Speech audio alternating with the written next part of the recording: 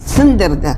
8 oy o'rinda yotdim. Assalomu alaykum Xo'jona. Bugun sizni oldingizga biz 35 yillik tarixga ega Malika Xo'jona patir somsalarini mavzusini ochishga keldik. Patirni nimadan keyin boshlagansiz? Bizga ozgina shu haqida ma'lumot bersangiz. Assalomu alaykum. Meni tanigan, tanimagan shogirdlarim va yana yurtimni hamma insonlariga salomim bo'lsin. Men bizdakalarni qo'llaganiga, prezidentlarimizga juda katta minnatdorchilikni bildiraman. Men 1951-yil Toshkent shahari Qorasaroy Gurucharum mahallasida dunyoga kelganman. 28-maktab tamomladim. Men o'zimni eng sevgan kasbim farmatsevtika edi. Toshkent davlat oliygohiga ximfak fakultetini 1-kursiga talaba bo'lib kirdim. O'z kuchim bilan juda yaxshi baholarni oldim imtihonlarda. Bitirganimda fakultetni dekanlari o'zimiz ximfakki HPS kafedrasiga kichkina xodim qilib qoldim o'sha yerda. 87-yilgacha shu yerda chiroyli ishlab keldim. Biz oilada otam, onamlar 11 edik. Eng kattasi men edim. Otamni bizni oldimizda qazo qilganliklari juda katta menga ta'sir qildi. Bu meni sindirdi. Men shunaqa bir dardga nima bo'lib qoldim. 8 oy davomida ham asabdan ketdi, ham o'zi yosh oila bo'ldik, ilm qilayotgan edim. Qo'limda yosh bola, 3-farzandim 1 yosh 4 oylik edi. Otamlardan keyin 25 kun deganda to'satdan yiqildim, oyog'im yurishga bermadi. Menga shunaqa yaxshi doktorlar qarashdi, lekin qaddimni ko'tarishga holat kelmadi. Shunda men ishdan ham ozgina vaqt otpuskaga chiqdim.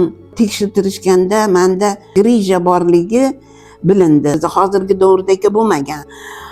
Operatsiya qildirilsa dardda o'rnidan turib qola olmaslik fikrimda bo'lganda, operatsiya qildirmasdan men buni tuzatish uslubida yurganman. Meni onamlar juda aqlli, mehnatkash, pazanda. Otam juda mehrli, bolalarni tarbiyasida biza hammamizni o'qitgan.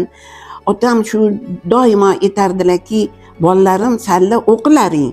O'qish bilan birga bitta hunarni egallanglar. Bu hunar qaysi bir o'qishdan charchab yoki sizlar bir rivojlanishinglar kam bo'lib qolsa, hunarga intilasizlar. Shuning uchun hunarni ham olinglar deyardilar. Qarangki, vaqt o'tdi-da, otam to'satdan qazo qildilar.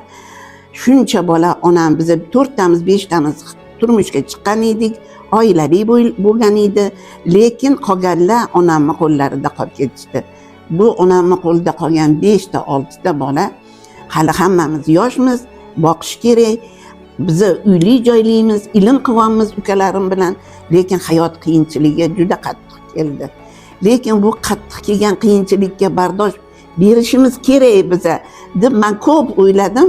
Buni orasida shu asab tolam qisilib men yotib qoldim. 8 oy o'rinda yotdim.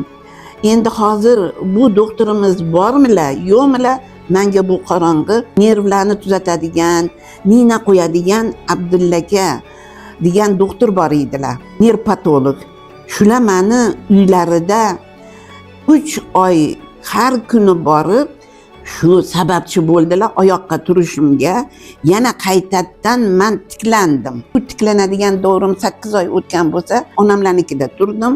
Bolam yosh, yolg'iz oilada biza. Shunda meni ukalarim aytishdiki, endi bir eskichasini qilib ko'raylik. Qani nima bo'larkin bu eskichasida? Chunki opam yoshlar.